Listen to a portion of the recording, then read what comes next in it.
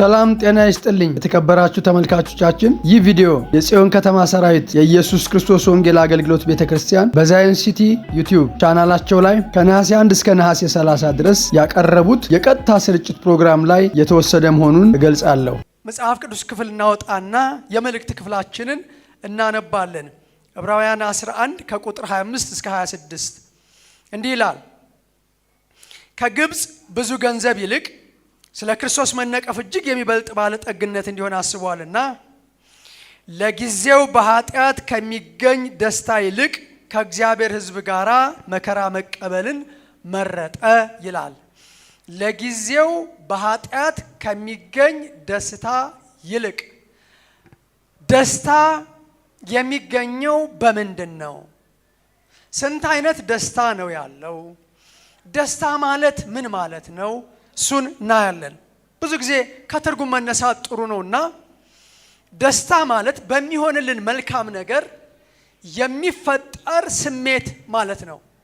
ወይ ደግሞ የደስታ ተቃራኒ ሐዘን ነው። ደስታ ማለት የሐዘን ተቃራኒ ነው። እና አንድ ሰው ተጠየቀ፣ በህይወት ዘመን በጣም ደስ የተሰኘህበት ጊዜ መቼ ነው ሲባል እኔ በህይወት ዘመን ደስታ አይቻላቅም አለ። እንደዚህ የምትሉ ሰዎች፣ ለእንዲህ አይነት ሰዎች ደስታ እንዳለ በመጽሐፍ ቅዱስ እነግራችኋለሁ። ምን አይነት ደስታ? እሱን እናየዋለን። እና አንዳንድ ሰዎች ለመሆኑ አሁን ደስታ አለ ወይ ይላሉ። አዎ አለ፣ መጽሐፍ ቅዱስ በጌታ ደስ ይበላችሁ ስለሚል። ደስታ በጣም ብዙ አይነት ስቴፖች አሉት፣ ደረጃዎች ማለት ነው። መጽሐፍ ቅዱስ ስለ ደስታ ሲናገር ታላቅ ደስታ ይለዋል። ታላቅ ደስታ ካለ ታናሽ ደስታ አለ። ዘላለማዊ ደስታ ይለዋል። ጊዜያዊ ደስታ ደግሞ አለ። ሐሴት ይለዋል። እና በጣም ብዙ ደረጃዎች አሉት ደስታ። እንዲሁ ደግሞ የደስታ አይነት ልክ አሁን ዕብራውያን 11:25 ላይ እንዳነበብኩት ሁለት አይነት ደስታ ዛጋል እንዳለ እናያለን። ለጊዜው በኃጢአት ከሚገኝ ደስታ።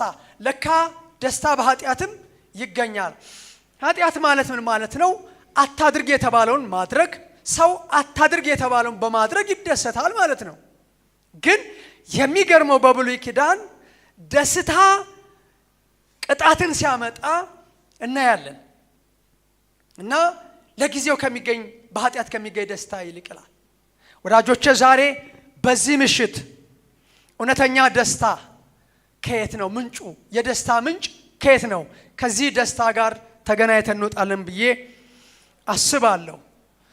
ደስታ የሚመስል ግን ደስታ ያልሆነ እንዲያውም የሚያስጠይቅ ደስታ እንዳለ መጽሐፍ ቅዱስ ላይ እናነባለን። መክብብ 11 ከ9 ጀምሮ እስከ 12 ቁጥር 7 አንተ ጎበዝ በጉብዝናህ ደስ ይበልህ።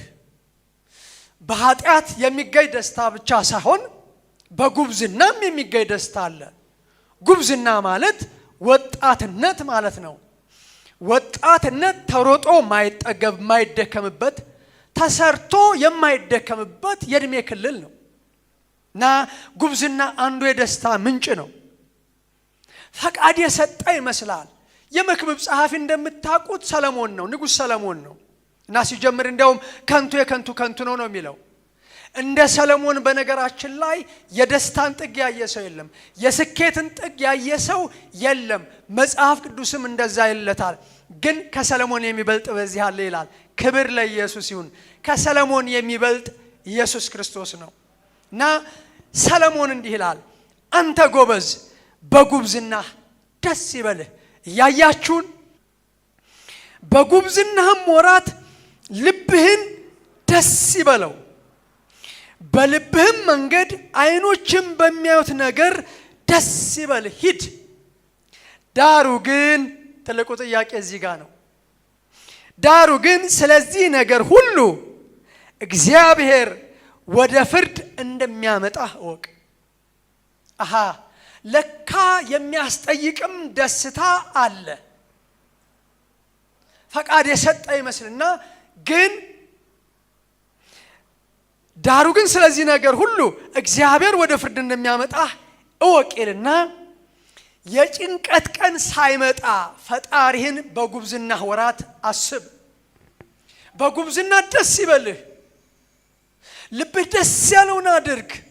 ግን እግዚአብሔር ወደ ፍርድ እንደሚያመጣ እወቅ። የጭንቀት ቀን ሳይመጣ በጉብዝና ወራት ፈጣሪህን አስብ። እናንተ ወጣቶች በኢትዮጵያ በአፍሪካ በዓለም ያላችሁ ጉብዝና ደስ ያሰኛል፣ ወጣትነት ደስ ያሰኛል። ግን ወዳጆቼ በጉብዝና ወራት ደግሞ እግዚአብሔርን ማክበር የሚባል ነገር አለ። ሌላ አዲስ ኪዳን ጋር ስትመጡ ልክ እንደዚህ ደስታ ያልሆነ ግን ደስታ የሚመስል ነገር ታገኛላችሁ። እንደኛ ደስታ በኃጢአት ይገኛል።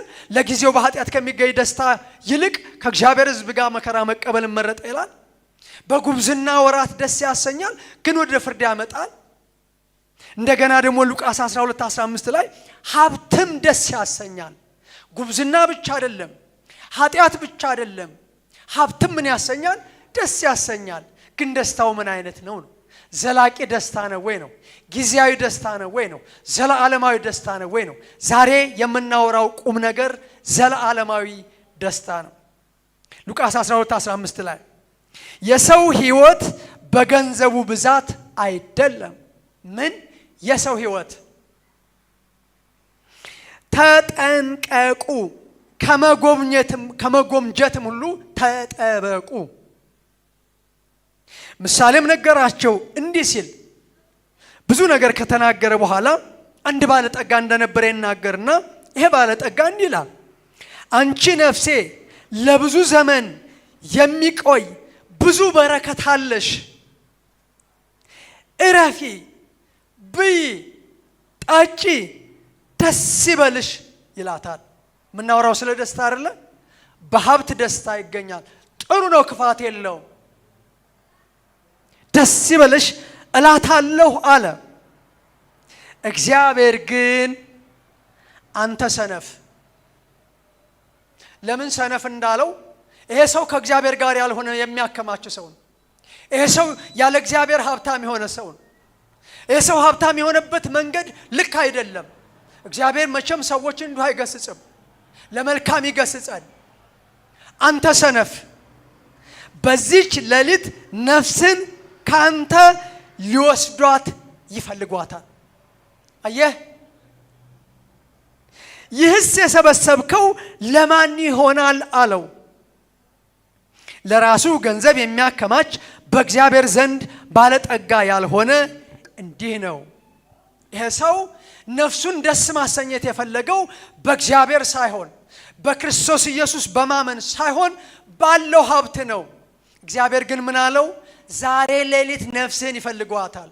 ወዳጆቼ የምታዩንና የምትመለከቱን በዚህ ቆመን ዛሬ የምንናገረው ዘላቂ ደስታ፣ ዘላለማዊ ደስታ፣ ከእግዚአብሔር የሚገኝ ደስታ እንድታገኙ ነው። በሀብት ሳይሆን፣ በኃጢአት ሳይሆን፣ በጉብዝና ሳይሆን ከእግዚአብሔር በሚገኝ ደስታ ደስ እንድትሰኙ እግዚአብሔር ይፈልጋል። ይህንንም ደስታ ሊሰጣችሁ ይፈልጋል። ታዲያ በኃጢአት ካልሆነ፣ ታዲያ በሀብት ካልሆነ ደስታ፣ ታዲያ በጉብዝና ወራት ካልሆነ ደስታ በምንድን ነው ደስ ሊለን የሚገባው የሚል ጥያቄ ልንጠይቅ ይገባል። አንደኛው ደስ ልንሰኝ የሚገባ እውነተኛ ደስታ እግዚአብሔር ባደረገልን ታላቅ ነገር ነው። መዝሙር 126 1 ላይ እግዚአብሔር የጽዮንን ምርኮ በመለሰ ጊዜ እጅግ ደስተኞች ሆንን።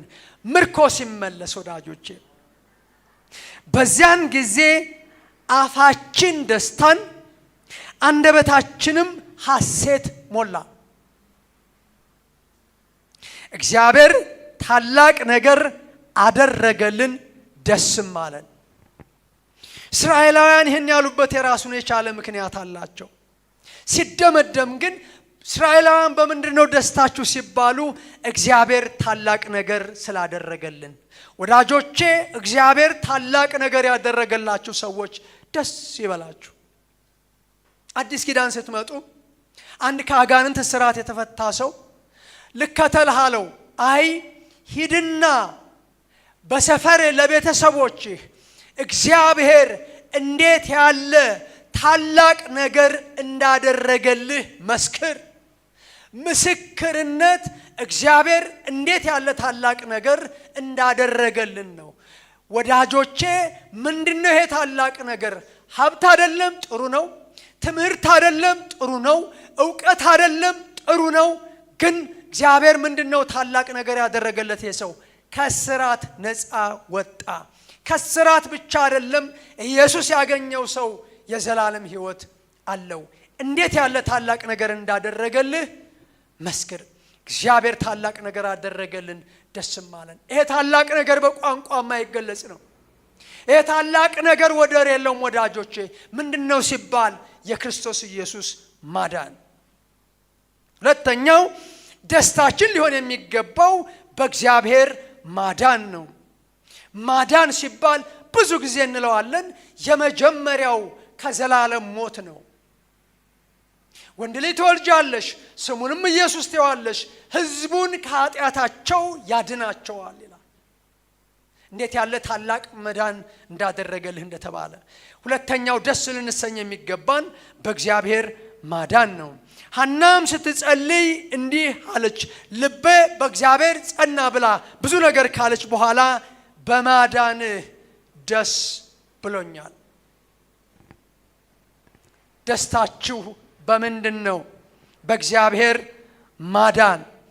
ከሰይጣን ስልጣን ነው ምንድነው? ቅድም እንዳልነው ከጨለማው ስልጣን አዳነን። ወዳጆቼ ከጨለማው ስልጣን ከሰይጣን የሚያድን ሌላ በዓለም ላይ የለም። የማንም ስም አያድንም። የኢየሱስ ስም ግን ከጨለማው ስልጣን ያድናል። ከዘላለም ሞት ያድናል። ክፉ ከሆነው ከዓለም ሆኖ ዓለም ያድናል። በምንድነው ደስታችን ሊሆን የሚገባው? በማዳኑ። ወንድሜ የሃይማኖት ቁም ነገሩ ሌላ ነገር አይደለም፣ መዳን ነው። ድነሃል ወይ? አሁን ከገሃነም እሳት ድነሃል ወይ? አሁን ብትሞት የት ነው አድራሻህ?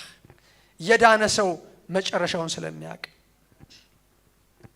ሶስተኛው ደስታችን ሊሆን የሚገባው ጌታ ከኛ ጋር በመሆኑና በሰጠን ጸጋ ነው። ሉቃስ 1:27 መልአኩም ወደ እርሷ ገብቶ ደስ ይበልሽ ጸጋ የሞላብሽ ወይ ጌታ ካንቺ ጋር ነው አላት።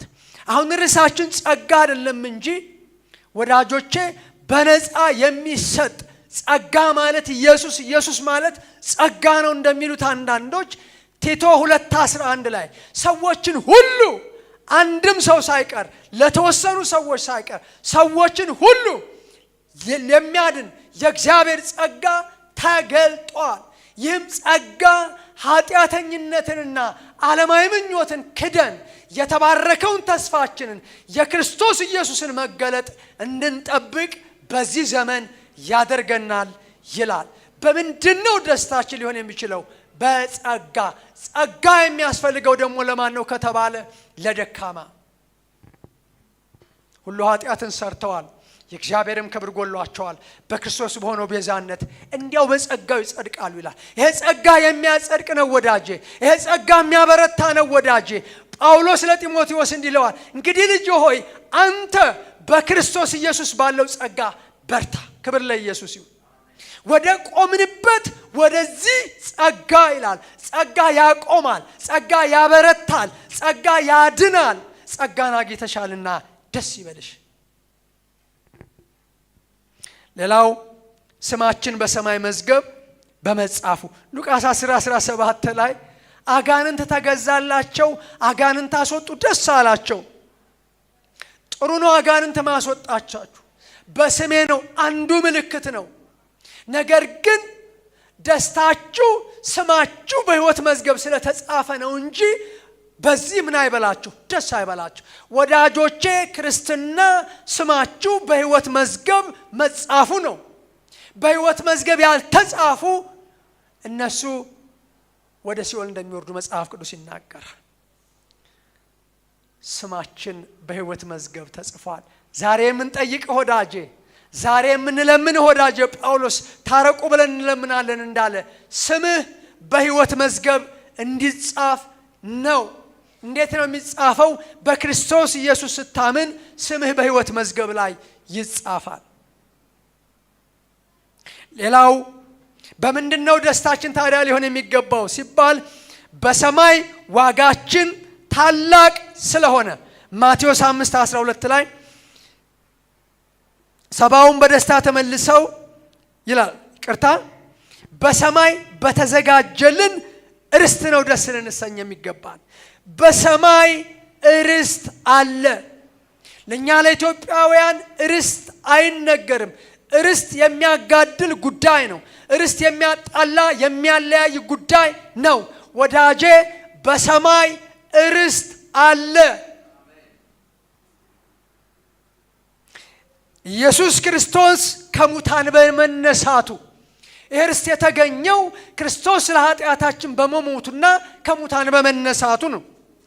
ይህም ርስት ይላል በመጨረሻው ዘመን ይገለጥ ዘንድ ለተዘጋጀ መዳን በእምነት በእግዚአብሔር ኃይል። መዳን በእምነት ነው። መዳን በጅምላ አይደለም። መዳን በውርስ አይደለም። መዳን በእምነት ነው። ይህም እምነት ኢየሱስ ክርስቶስ ስለ ኃጢአታችን እንደሞተ ማመን ነው። በእግዚአብሔር ኃይል ለተጠበቃችሁ ለእናንተ በሰማይ ቀርቶላችኋል፣ በዚህም እጅግ ደስ ይላችኋል። እያወራን ያለነው ስለ ሰማያዊ ደስታ ስለሆነ ደስታችን በምንድን ነው? በሰማይ በተዘጋጀልን ርስት። ወዳጄ ርስት ተዘጋጅቷልሃል። ወደዚህ ርስት የምትገባው ግን ኢየሱስ ክርስቶስን በመቀበል ነው። በዚህም እጅግ ደስ ይላችኋል፣ የነፍሳችሁን መዳን እየተቀበላችሁ በማይነገር ክብር በሞላበት ሐሴት ደስ ይላችኋል ይላል። ወዳጄ በዚህ ሰዓት ደስታን ለማግኘት የምትሞክረው በምንድን ነው? በሱስ፣ በዝሙት፣ በብር፣ በመጠጥ፣ በክፋት በምንድን ነው ደስታን የገለጽክ ያለው? ይሄ ደስታ ወደ ፍርድ የሚያመጣ ደስታ ነው። ነገር ግን ወደ ዘላለም ሕይወት የሚወስድ ደስታ፣ ሐሴት እንድታደርግ የሚያደርግ ነገር በሰማይ በተዘጋጀልህ ርስት ነው። ሌላኛውና የመጨረሻው ለዛሬው ነው የመጨረሻው የበጉ ሰርግ ራት ስለደረሰ ራእይ 19:7 ላይ ደስ ይበለን። የሚገርመው አንድ ሰው ታላቅ ግብዣ ራት ደገሰና ሰዎች ጥሩ አለ። ሲገቡ አንድ የሰርግ ልብስ ያለበሰ ሰው አለ። ወደ ውጭ አውጡት አለ ይላል። እጅና እግሩን አስራችሁ ወደ ውጭ አውጡት ይላል። ምንድነው ይሄ ሰርግ ልብስ? ኢየሱስ ክርስቶስ ነው ወዳጄ። እኔና እናንተ ከገበያ ስፍራ የምንገዛው ልብስ አይደለም። ይሄ ልብስ ኢየሱስ ክርስቶስ ነው። ኢየሱስን ለብሳችሁታል ይላል። የሃይማኖት ቁም ነገሩ ኢየሱስን መልበስ ነው ወዳጄ።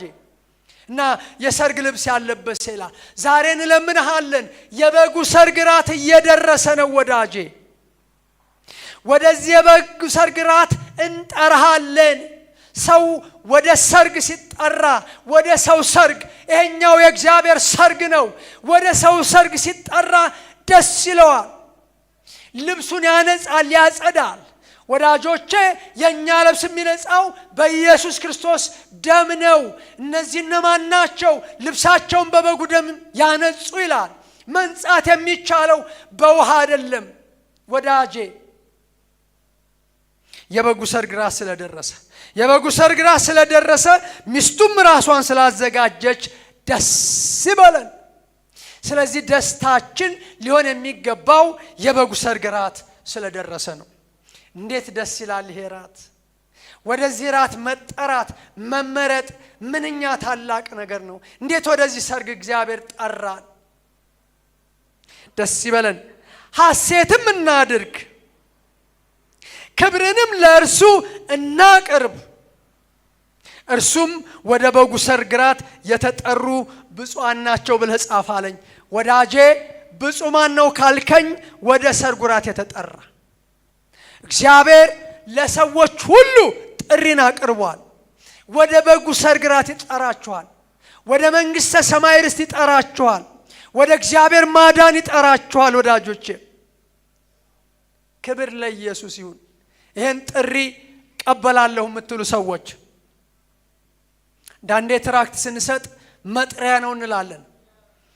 የሰርግ መጥሪያ አለ ታውቃላችሁ። ሌሎች መጥሪያዎች አሉ ታውቃላችሁ። ዛሬ እግዚአብሔር ይጠራችኋል። ይህንን ጥሪ የምትቀበሉ ሰዎች ከኔ ጋር አጭር ጸሎት ጸልያለን። ጻፉልን በዚህ ስልክ ቁጥር። እኔ የምለውን ከኔ ጋር ትላላችሁ። እግዚአብሔር ሆይ በኃጢአት ከሚገኝ ደስታ አድነኝ። በሀብት ከሚገኝ ደስታ ነገር ግን ፍርድ ካለበት ይቅር በለኝ። እግዚአብሔር ሆይ በጉብዝናዬም ወራት እንኳን ቢሆን ወደ ፍርድ እንዳልመጣ እርዳኝ። ታላቅ ነገር አድርገህልኛል። ታላቅ መዳን አድርገህልኛል። ታላቅ ጸጋን አሁን እፈልጋለሁ። ያንተ መሆን እፈልጋለሁ። ስሜ በሕይወት መዝገብ እንዲጻፍ እፈልጋለሁ። ኃጢአተኛ ነኝ፣ በደለኛ ነኝ። ይቅር በለኝ። ቀራንዮ መስቀል ላይ በፈሰሰው ደም አጥበህ አንጻኝ። ስለረዳኸኝ፣ ስለሰማሁት ቃል እድል ስለሰጠኸኝ፣ ስላየኸኝ አመሰግንሃለሁ። ክብር ለስምህ ይሁን። አሜን። ሁል ጊዜ እንደምንለው ወዳጆቼ ይህን ቃል ሰምታችሁ ልባችሁ ተነክቶ ንስሐ ከገባችሁ የምስራች እንላችኋለን። በአቅራቢያችሁ ወደሚገኝ በስላሴ በአብ በወልድ በመንፈስ ቅዱስ አንድ አምላክ የሚያምኑ በኢየሱስ ክርስቶስ ማዳን የሚያምኑ ሰዎች ወደዛ ቤተክርስቲያን ሄዳችሁ እግዚአብሔርን አምልኩ። ጻፉልን፣ ደውሉልን። እግዚአብሔር ከእናንተ ጋር ይሁን። ተባረኩ።